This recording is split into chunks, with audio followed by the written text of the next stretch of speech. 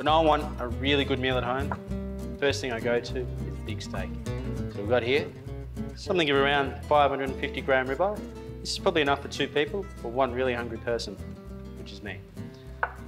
The best way to do this, I think, many ways to cook a steak obviously, but we're going to get some good salt on it, sear it off in the pan, get it into the oven. Because it's such a big piece, it's going to take quite some time. So first thing, a lot of meat means a lot of salt.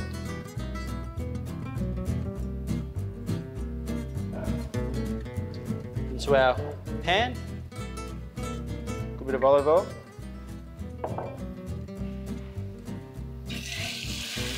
And then we're going to get good caramelisation onto this and then get it into the oven.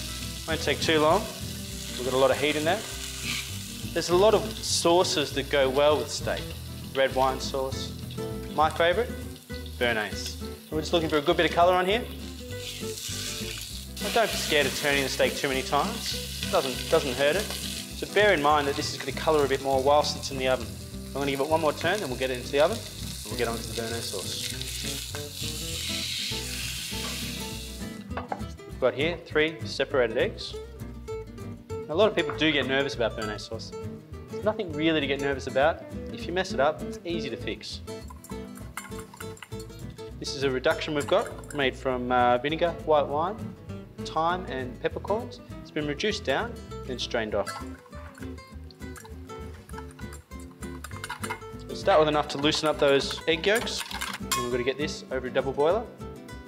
Now a double boiler is just a pan filled with water, brought up to just below a boiling point, and making sure the water doesn't touch the bottom of the bowl, otherwise you'll end up with scrambled eggs. Now we're going to cook these eggs until they hold a ribbon shape.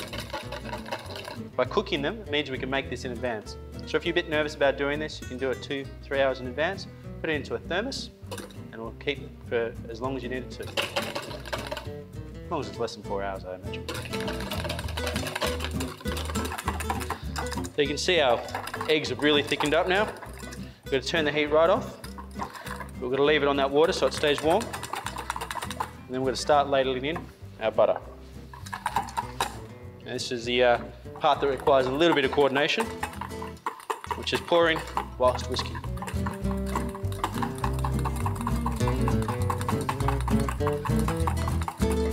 Do this in small stages. Just removes the, or lowers the possibility that it's going to split. Now if it does split, don't worry about it. Put it to the side. Get some more egg and just start the process again, but using the mixture that you split in place of the butter. You can tell it's split when you stop whisking and you start to see the oil beading out the sides. That means that it's no longer an emulsification, it is then separated and it's no longer going to hold and it's not going to be as delicious, it's just going to taste like a fatty mess. When it gets this thick, we've got our little bit of extra reduction here, which we're going to add, and this will just thin it down a little bit, just to control the consistency. So there's our Béarnaise, or at this point it's called a Hollandaise. By turning it into a Béarnaise, the ingredient is tarragon. So again, good little tip to chop herbs. Bundle up nice and tight in your hand, and then creep your fingers back as you move your blade down the leaves.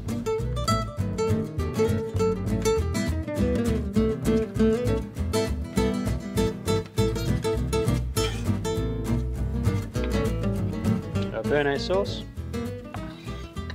nearly complete. You need to get a good bit of seasoning into it, some salt, some white pepper,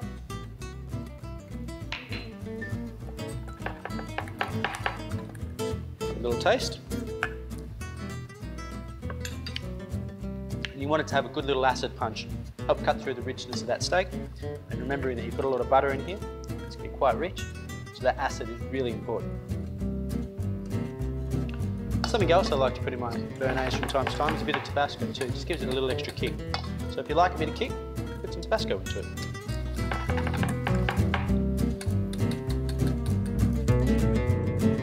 So the steak took about 15 minutes in the oven. We We turned it a couple of times just to keep checking it. I can't wait to get stuck into this. I think it couldn't be much better than this with some chips or some roast veggies. Now this would go beautifully with the Shiraz Cab Merlot from the Coonawarra.